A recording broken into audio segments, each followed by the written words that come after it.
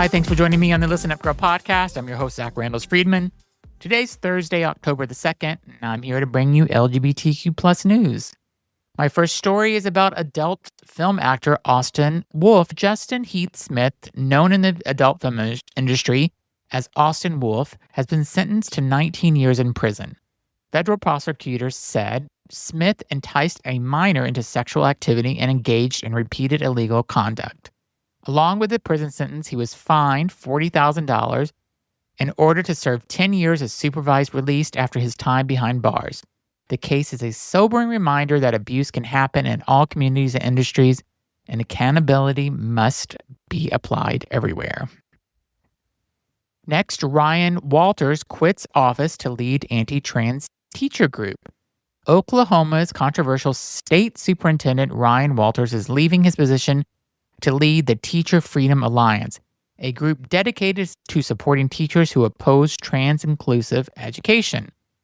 Walters announced the move on Fox News, vowing to defeat the teachers' unions once and for all. His tenure was defined by cultural war battles over race, gender, and curriculum. Critics say his new role will weaponize education against queer and trans students at a national scale. Next, we have some good news. Protect the Dolls shirt raised $600,000 for Trans Lifeline. And some uplifting news, the viral Protect the Dolls t-shirt campaign has raised more than $600,000 for Trans Lifeline, a nonprofit crisis hotline serving transgender people. The shirts became a viral sensation after celebrities and activists promoted them on social media. The massive fundraising success shows the power of collective action and how small symbolic campaigns can translate into life-saving resources for communities in need. I bought myself two, a gray and a white one. I bought my husband one. And then you can go and Google them and buy them online and continue supporting Protect the Dolls. QAnon follower arrested after deadly shooting in North Carolina. Authorities in North Carolina have identified a man named Edge, a combat veteran suffering from PTSD, as the shooter behind a deadly attack at a waterfront restaurant. 3 people were killed and 5 injured when Edge opened fire on diners. Investigators say he was deeply influenced by QAnon conspiracy theories and had previously filed bizarre lawsuits alleging that LGBTQ white supremacists were trying to kill him. The case underscores how far-right conspiracy theorists can fuel violence, with LGBTQ people often scapegoated as targets. How could an LGBTQ person be a white supremacist? I mean, I guess so, but I don't think there's many of them in this world. Next, Canada observes National Day for Truth and Reconciliation. On September 30th, Canada marked its annual National Day for Truth and Reconciliation, also known as Orange Shirt Day. The day honors survivors of residential schools and members of Indigenous children who never came home. Advocates also use this day to highlight how colonial policies erased two-spirit identities from Indigenous culture. In 2017, Prime Minister Justin Trudeau formally apologized to the LGBTQ Canadians, including Two-Spirit people, for the oppression they endured under state policy. The day remains a somber reminder of how intertwined colonialism and homophobia have been. Next, preservation groups still waiting on promised funds. Several nonprofits awarded federal grants to document and preserve LGBTQ history haven't received their funds. Projects in Washington, Providence, and New York, including the nomination of Bayard Residence as a National Historic Landmark, remain in limbo. With the 2-year deadline passed, legal experts warn the delay may violate the Impoundment Control Act. For advocates, it's another example of LGBTQ history being silenced, while resources and recognition are desperately needed. Next, President Donald Trump is threatening to block government funding unless Democrats agree to ban all forms of transgender health care nationwide. The proposed legislation would outlaw gender-affirming surgeries, strip Medicaid coverage for trans patients, and even prohibit pride flags on federal buildings. Democrats have refused to cooperate, leaving the nation facing yet another political standoff.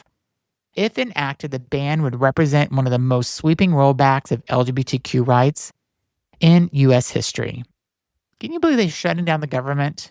They shut down our government, the U.S. government, because of trans health care. What happened to President Trump where he is so terrified of trans people? I don't understand it. I don't know if even a therapist could understand it. Next, Elvira releases a new cookbook and Halloween attraction. Cassandra Peterson, better known as Elvira, Mistress of the Dark, is serving up something new. Literally. She's releasing Elvira's Cookbook from Hell, filled with spooky recipes while also headlining her own attraction at the Los Angeles Haunted Hayride. Peterson said coming out publicly as queer was such a relief, and she has embraced her role as an icon for LGBTQ+ fans. This Halloween, she's proving once again why she's the queen of camp and horror. I love her. Former GOP R.J. May pleads guilty to child exploitation. Former South Carolina lawmaker R.J. May, once hailed as a rising star by Moms for Liberty, has pleaded guilty to distributing child sexual abuse material. The plea came just weeks before his trial was set to begin. May had built his career on attacking LGBTQ+ rights, making the charges especially shocking and hypocritical. I have said this almost in every podcast lately, but every guy that is that homophobic always is the most gay or has some hidden shit happening soon. National PrEP Day launches October 10th. Public health groups are launching the first ever National PrEP Day on October 10th. Their ambitious goal is to get 10,000 new people started on PrEP in just 10 days.